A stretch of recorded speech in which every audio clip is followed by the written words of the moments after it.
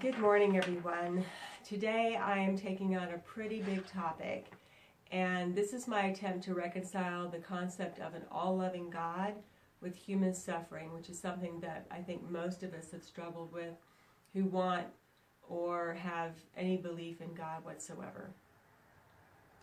So before I get started, I just ask that you please resist the urge to just indiscriminately disregard anything I'm saying as false or untrue, because that's our human nature to argue with and dissect information that may call into question our most cherished beliefs, especially those that we hold sacred, such as our religious or spiritual beliefs.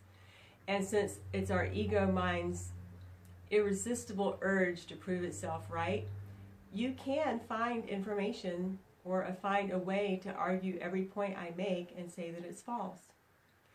The mind, being very logical, is adept at this. But just because something is logical and we're able to dissect and argue and prove our point by logic doesn't mean that it's true. So I ask you instead to just be open, listen, don't agree, don't disagree, and just feel into it with your heart and soul. I appreciate that. Thank you so much.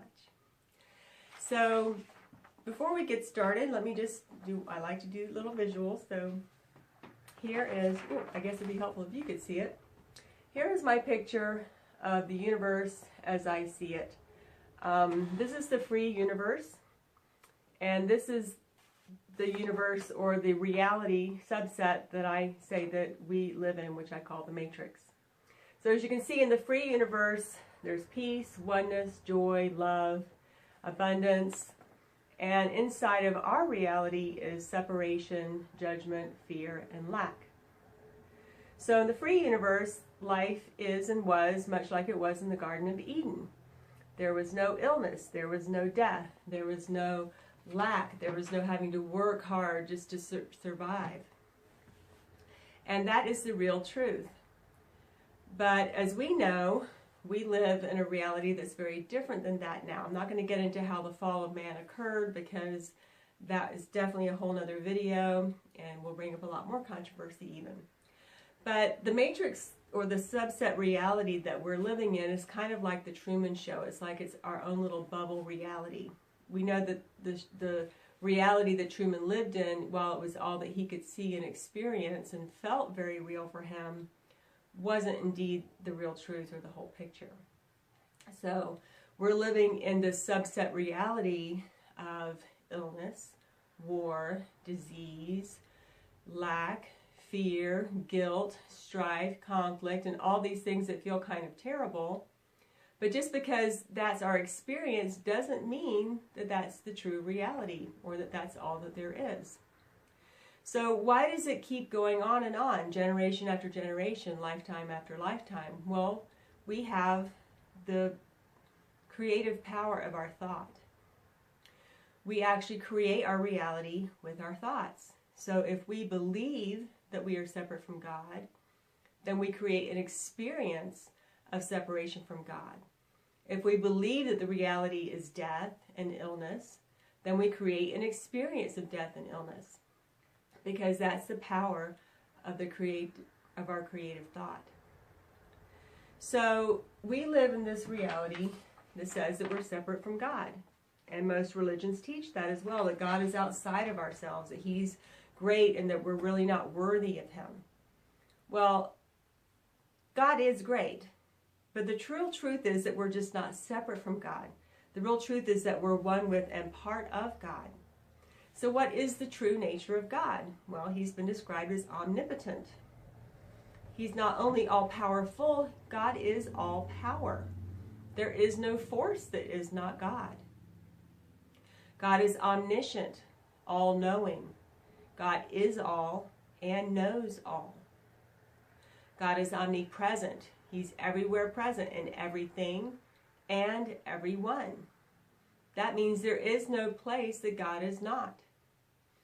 So then if you think of what we would call hell, that really must just be another construct, an idea of a separation from God.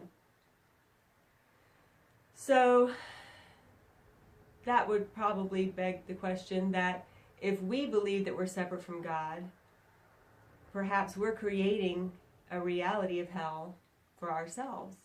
Because if hell means separation from God, and we believe that we're separate from God, then that is the definition of hell. So, if God is all, then that's kind of a hard concept to understand. God is all that there is. Omniscient, omnipotent, omnipresent. Well, we know from quantum physics that everything is just energy and information, arranged in different patterns that create different things as we see them. This chair, my shirt. It's all just energy and information arranged in various patterns to give us different experience of different things. So when I think of God, I think of God as being all energy and all information. He is all. So I kind of like to think of this kind of like the Big Bang. You know, pre-Big Bang, God was all information, all energy, all light, but it was just a big ball of everything. It was undifferentiated. Okay? Then the Big Bang happened, and God just separated himself out into 1,000,000 trillion separate pieces or sparks of divine life force. These are just 1,000,000 trillion points of consciousness. They're different points of observation. It's sort of like God is everything, but he created these distinct expressions of himself to observe and experience himself from. Sort of like I may be one person, but I got to experience myself as a child, as a daughter, as a wife, as a mother. Perhaps somebody experienced himself as an athlete or a mountain climber or a scholar. We get to experience different aspects of ourselves in different areas of our life, even though we are still one consciousness. So each individual expression of God is an individual observation point, an individual point of awareness with its own point of identity, from a blade of grass to a human being. So we all have an individual identity, which is one part of God, one part of the whole, one with all. Sort of like one of our cells may be a part of an organ, which is part of an organ system, and it's all part of our cell. Now that cell has an individual point of identity, which we call a cell.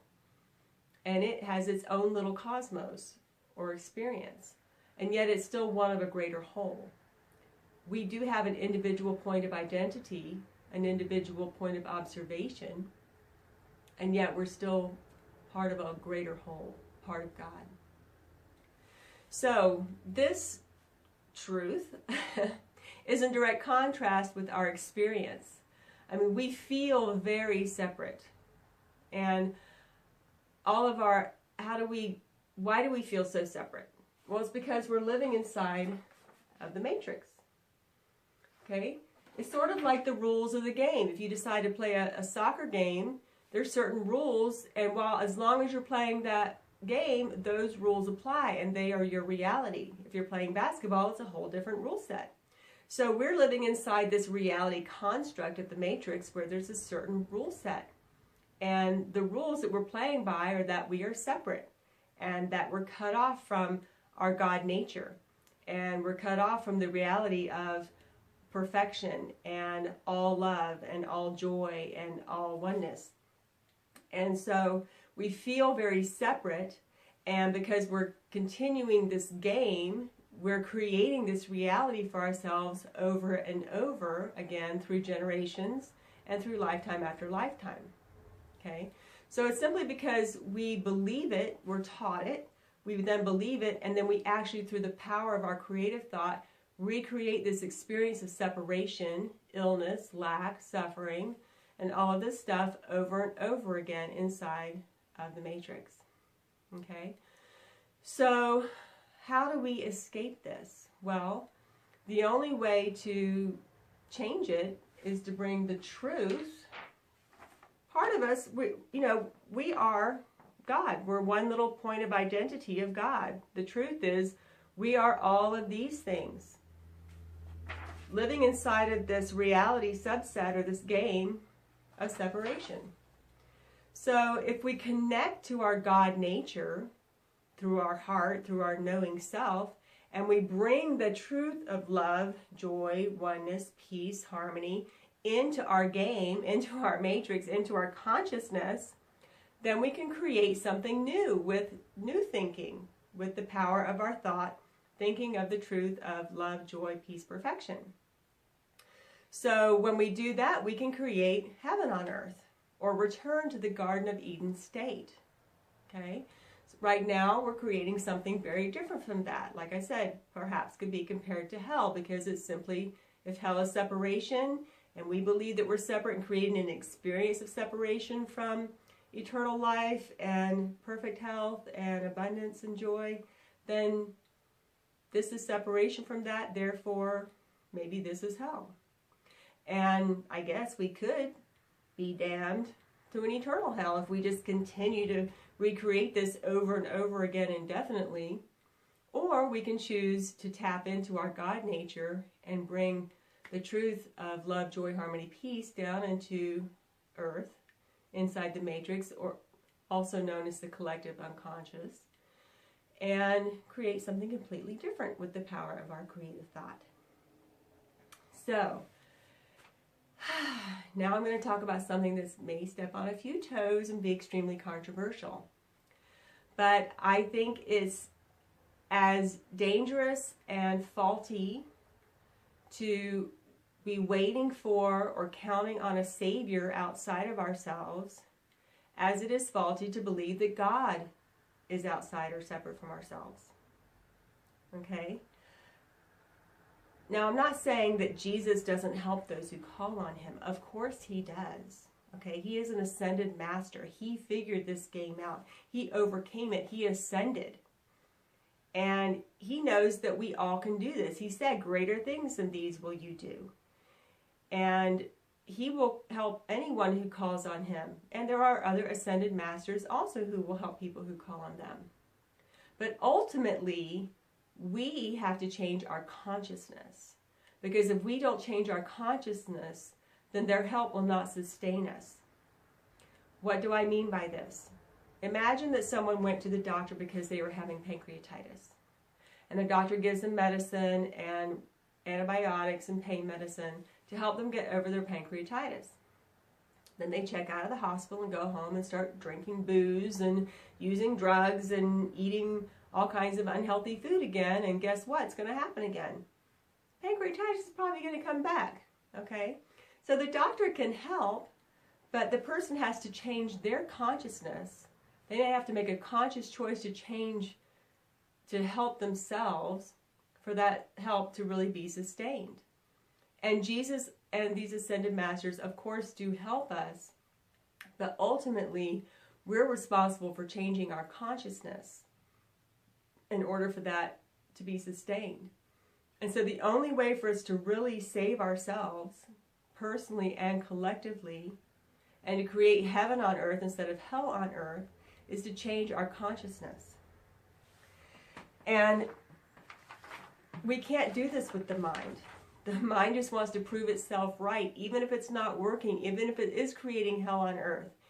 We would rather often give up our lives rather than one cherished belief that we've been taught and creates our reality that we've grown to know and be used to. So since it's the mind's nature to judge what it deems is correct by dissecting information and comparing it with previous data that we've already received, it can't be relied on to discern whether this is true or to bring in those changes to elevate our consciousness to change the world that we live in.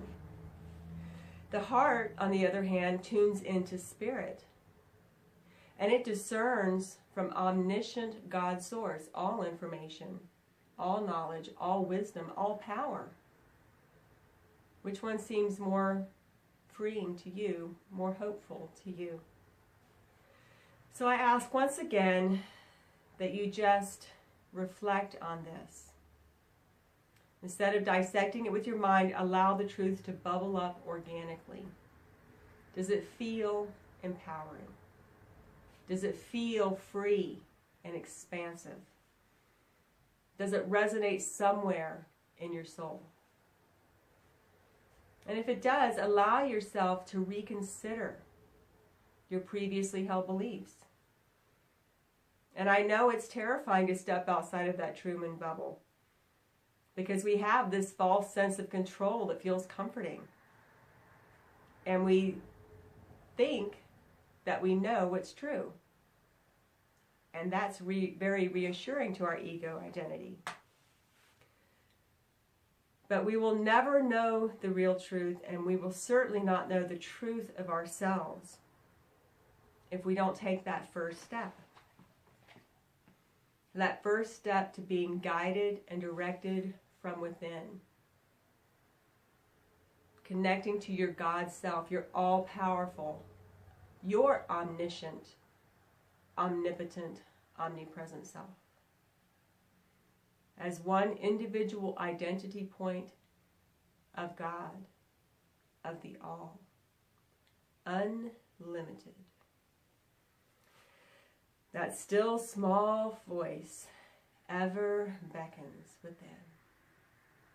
Be still and know that I am God. That's you, by the way. Thank you for listening and for even considering. Namaste. The God in me recognizes the God in you.